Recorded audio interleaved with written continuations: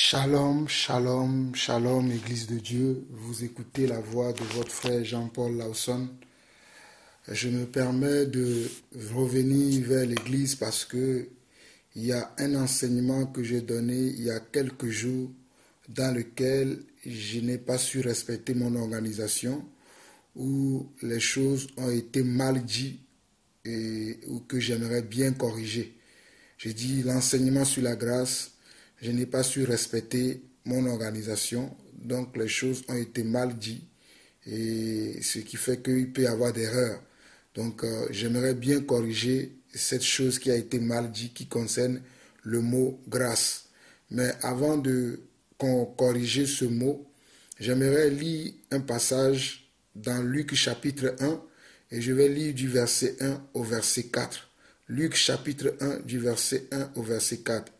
Plusieurs ayant entrepris de composer un récit des événements qui se sont accomplis parmi nous, suivant ce que nous ont transmis ceux qui ont été des témoins oculaires dès le commencement et sont devenus des ministres de la parole, il m'a aussi semblé bon, après avoir fait des recherches exactes sur toutes ces choses depuis leur origine, de te les exposer par écrit d'une manière suivie, excellent Théophile, afin que tu reconnaisses la certitude des enseignements que tu as reçus.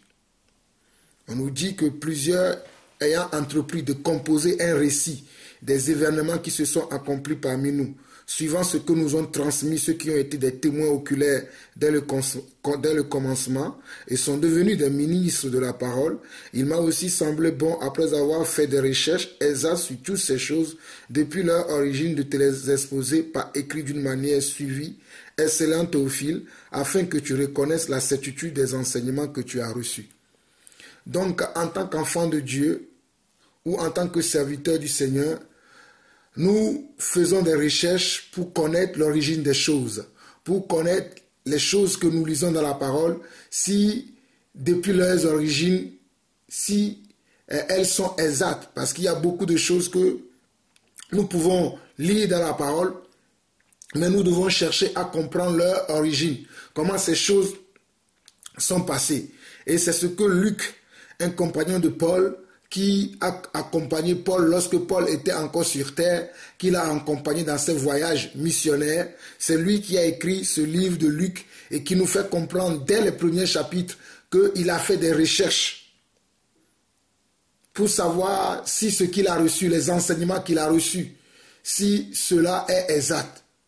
Donc nous aussi, en tant qu'enfants de Dieu, nous devons faire des recherches concernant les enseignements que nous recevons, que ce soit les enseignements qui viennent de moi, c'est-à-dire de Jean-Paul Lawson, ou les enseignements qui viennent d'un autre frère ou bien d'un autre ministre de Dieu, d'un autre serviteur de Dieu. Nous devons chercher à comprendre si ces enseignements-là viennent de Dieu, si les choses que ces serviteurs de Dieu ou bien ce que ces enseignants de Dieu enseignent, si ces choses ont leur origine dans la parole de Dieu.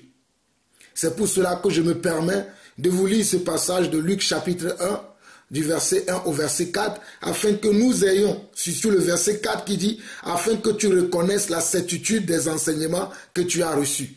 Afin que nous ayons la certitude des enseignements que nous avons reçus. Alors, j'aimerais parler de ce mot dont j'ai parlé dans l'enseignement sur la grâce. J'ai parlé de hystéréo. Hystéréo qui s'écrit H-U-S-T-E-R-E-O. Et j'ai dit que ce mot signifie la grâce. C'était une erreur de ma part parce que ce n'est pas ce que j'avais écrit. Parce que même dans mon enseignement, j'avais écrit que hystéréo, le mot grec, veut dire se priver, venir en retard, être derrière. Et normalement, cela correspond au passage que j'avais noté qui est Hébreux 12, verset 15. Hébreux 12, verset 15 que je vais lire très rapidement. Hébreux 12, verset 15. Donc, comme je viens de dire, je me suis trompé dans la présentation de l'enseignement. Quand je présentais l'enseignement, je ne peux pas vous dire cela à quoi cela est dû. Mais probablement dans la présentation de l'enseignement, je me suis trompé et j'ai dit que le mot hystéréo, qui est le grec, c'est ça ce qui signifie le mot grâce en français. Alors qu'en français, le mot grâce veut dire charis. En français, le mot grâce veut dire charis qui s'écrit C H-A-R-I-S. Donc, je me suis trompé dans la présentation des choses. Alors que le mot hystéréo veut dire se priver de quelque chose, venir en retard, être laissé derrière. C'est ce que cela veut dire le mot hystéréo. Donc, dans Hébreux 12, verset 15, on nous dit veillez à ce que personne ne se prive de la grâce de Dieu, à ce qu'aucune racine d'amertume poussant des rejetons ne produise du trouble et que plusieurs n'en soient infectés. Mais la partie qui m'intéresse qui dit veillez à ce que personne ne se prive de la grâce de Dieu. Veillez à ce que personne ne se prive de la grâce de Dieu. Cela veut dire que nous devons veiller à ce que personne ne soit laissé en retard, que personne ne soit derrière, que personne ne se prive, ce qui veut dire hystéréo en grec. Parce que nous cherchons l'origine des choses afin d'avoir une connaissance exacte de la parole de Dieu et de ne pas nous tromper par nos propres pensées, par nos sentiments, par nos émotions, mais que nous comprenions la pensée de Dieu selon ce que l'Esprit veut nous communiquer dans sa parole. Alors mes frères et sœurs, je vous demande pardon de m'avoir trompé de mot que je voulais utiliser. Le mot que je voulais utiliser était le mot charis, charis qui signifie la grâce en français. Donc nous savons que Dieu nous a fait grâce. Nous savons que tout est par la grâce de Dieu. Si nous regardons par 1 Corinthiens chapitre 12, 1 Corinthiens chapitre 12 très rapidement, c'est pour compléter cette petite correction que je voulais faire. Regardons 1 Corinthiens chapitre 12 très rapidement et je vais m'arrêter là. 1 Corinthiens chapitre 12. Nous allons lire à partir du verset 4 qui dit « Il y a diversité de dons, mais le même esprit. Diversité de ministères, mais le même Seigneur. Diversité d'opérations, mais le même Dieu qui opère tout en tous. » Et si nous arrivons au verset 11, on nous dit « Un seul et même esprit opère toutes ces choses, les distribuant à chacun en particulier comme il le veut. » Donc je veux dire que la grâce de Dieu veut dire en réalité en français la faveur de Dieu. La grâce de Dieu en réalité, si nous voulons le comprendre correctement, cela veut dire la faveur de Dieu. Mais nous pouvons dire que la grâce de Dieu aussi est un don de Dieu. Nous pouvons dire également que la grâce de Dieu est un don de Dieu. Et le mot don en grec, c'est le mot charisme. Charisma qui s'écrit C-H-A-R-I-S-M-A. Donc le mot don en grec veut dire charisma, qui veut dire C-H-A-R-I-S-M-A, qui veut dire charisma, c'est-à-dire don en grec. Donc le mot grâce est dérivé du mot charisme. Le mot grâce est un dérivé du mot charisme. Parce que le mot grâce qui veut dire charisme est un dérivé du mot charisma qui veut dire grâce. Donc le mot grâce et le mot don de Dieu ne veut dire que la même chose. Parce que le don aussi est quelque chose que nous recevons de la part de Dieu gratuitement. Car Dieu a tant aimé le monde qu'il a donné son Fils unique afin que quiconque croit en lui ne périsse point, mais qu'il ait la vie. Qu'il ait la vie éternelle. Car Dieu a tant aimé le monde qu'il a donné. Il a fait don. Il a fait un charisme à son église. Il a fait don. Il a fait charisme à son église afin que son église puisse recevoir ce don-là gratuitement qui est le don de Jésus-Christ, notre Seigneur, celui qui a payé le prix pour nous à la croix. Donc, comme nous voyons dans 1 Corinthiens chapitre 12, c'est ce même don-là, c'est ce même Dieu qui opère des dons et qui donne des appels à ses enfants dans l'église. Comme nous voyons bien dans 1 Corinthiens chapitre 12, le verset 4 qui dit « Il y a diversité de dons », c'est-à-dire il y a diversité de charismes, mais le même Seigneur. Il y a diversité de charisme, c'est-à-dire diversité de grâce, mais le même Seigneur. Diversité de ministères, mais le même Seigneur. Diversité d'opérations, mais le même Dieu qui opère tout en tous. Et là, je suis dans 1 Corinthiens chapitre 12 et j'ai lu du verset 4 au verset 5.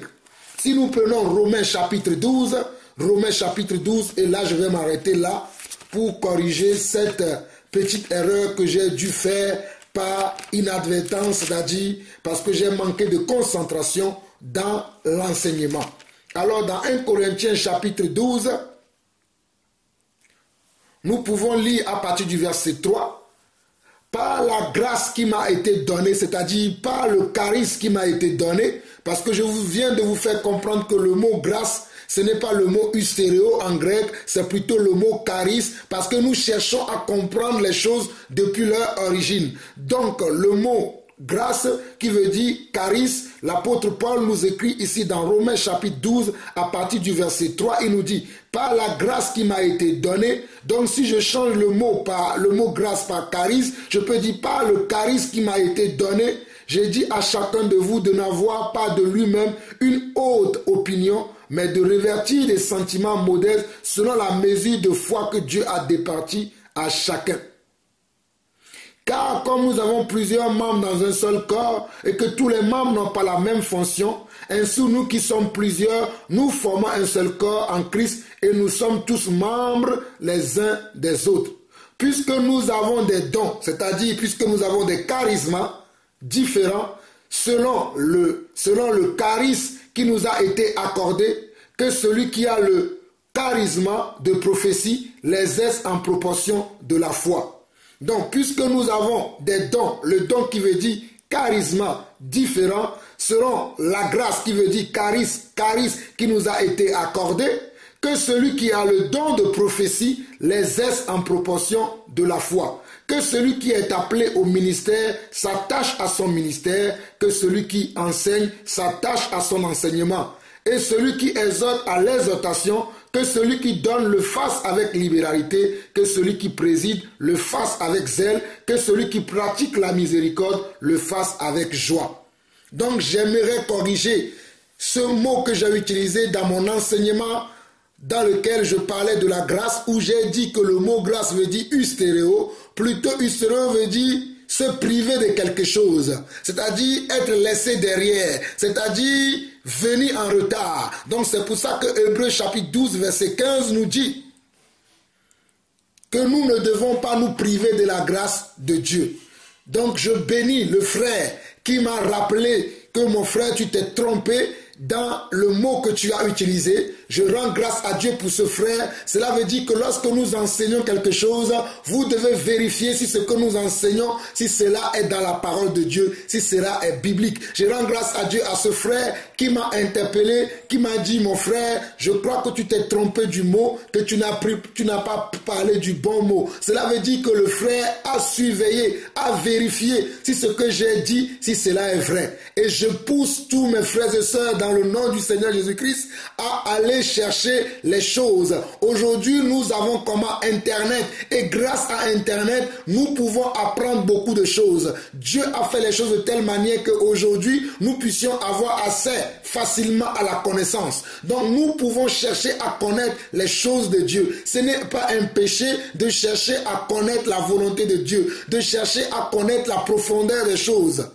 Mais mes frères, que cela ne soit pas maintenant, que cela ne nous enfle pas maintenant pour que nous devenions des orgueilleux à ne pas considérer nos frères et sœurs dans la foi. Donc je bénis mon frère qui m'a interpellé par rapport à ce mot dans lequel je me suis trompé par précipitation dans mon enseignement.